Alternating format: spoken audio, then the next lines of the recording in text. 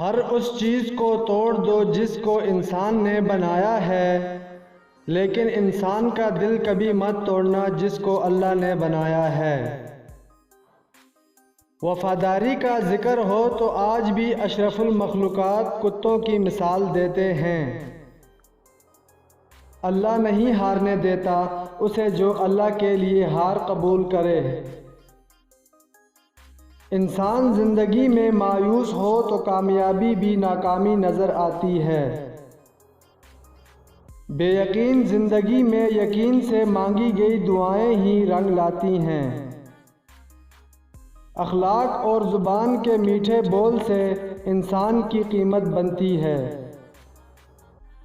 جو آج تمہیں ناممکن نظر آتا ہے، ایک دن اللہ تمہیں اس سے ایسے نوازے گا کہ تم خوش ہو جاؤ گے۔ جب تم نماز نہیں پڑھتے تو یہ مت سوچو کہ وقت نہیں ملا، بلکہ یہ سوچو کہ تم سے ایسی کون سی خطا ہوئی ہے جس کی وجہ سے اللہ تعالیٰ نے تمہیں اپنے سامنے کھڑا کرنا پسند نہیں کیا۔ اور جن کی نیت صاف ہوتی ہے نصیب بھی ان کا ہی ساتھ دیتی ہے۔ جھوٹ بولنا ایک بہت بڑا عیب ہے جو آدمی کو ذلیل و خوار کرتا ہے۔